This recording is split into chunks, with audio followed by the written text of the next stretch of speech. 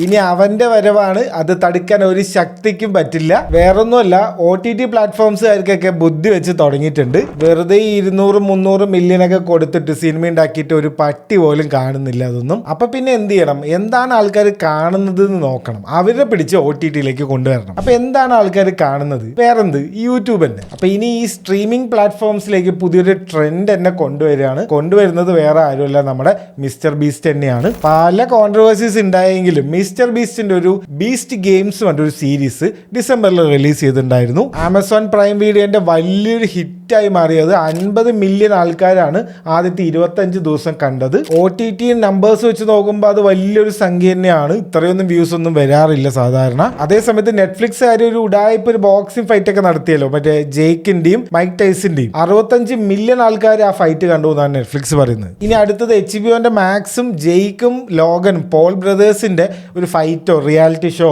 എന്തോ അനൗൺസ് ചെയ്തിട്ടുണ്ട്. സൈഡ്മാനിലെ UK അവരുടെ ഒരു റിയാലിറ്റി ഷോ നെറ്റ്ഫ്ലിക്സിലും വരുന്നുണ്ട്. ഇതിന്റെ ട്രെൻഡ് എങ്ങനെയാണെന്ന് മനസ്സിലായല്ലോ. ഇനി ഈ യൂട്യൂബേഴ്സിനും ഈ സ്ട്രീമേഴ്സിനെയൊക്കെ പിടിച്ച് ഇവർ OTTയിലേക്ക് കൊണ്ടുവരാനാണ് പ്ലാന്. അതാകുമ്പോൾ വലിയ ചെലവും ഇല്ല, നല്ല വ്യൂസും കിട്ടുന്നുണ്ട്. ഇതേക്കുറിച്ച് നിങ്ങളുടെ അഭിപ്രായം എന്താണ്? കമന്റ് ചെയ്യൂ, നമുക്ക് നോക്കാം.